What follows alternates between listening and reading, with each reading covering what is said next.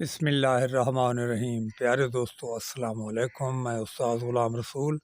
آج کا موضوع ہے پریگننٹ بکری ٹانگوں سے لنگڑی ہو جائے تو اس کا دیسی علاج میں آپ کو بتاتا ہوں، جو آپ استعمال کریں گے تو انشاءاللہ تعالی آپ کی بکری صحیح ہو جائے گی، اور میں آپ کو مکمل تفصیل سے بتاتا ہوں۔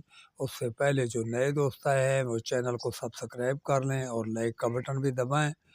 پیارے دوستو، جب ہماری بکری پریگننٹ ہوتی ہے، گبن ہوتی ہے، تو پھر ایسا ہوتا ہے کہ اس کے ٹانگوں سے لولی ہو جاتی ہے، لنگڑی ہو جاتی ہے، اور اس کے جو پٹھے ہوتے ہیں وہ کمزور پڑ جاتے ہیں، چونکہ وہ گبن ہوتی ہے اور اس کے اوپر وزن زیادہ ہوتا ہے۔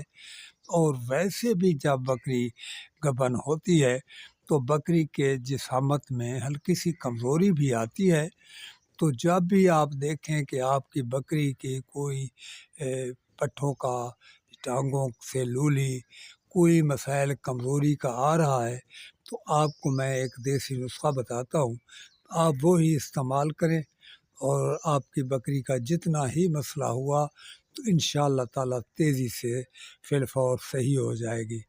حالانکہ ایسا بھی ہوتا ہے بعض اوقات کہ بکریاں بیٹھتی ہیں پھر کھڑی بھی نہیں ہو سکتی، تو ان تمام چیزوں کے لیے بہترین علاج آپ نے یہ کرنا ہے کہ آپ نے دیسی گھی لینا ہے، اور کوئی زیادہ ڈالنے کی ضرورت نہیں، 20 سے 25 گرام دیسی گھی ہونا چاہیے، اور اس میں آپ نے 1 پاؤ ڈالنا ہے دودھ کا، اور 20-25 گرام بیچ میں گڑ ڈالنا، اور آپ نے یہ صبح شام اس کو پلانا ہے۔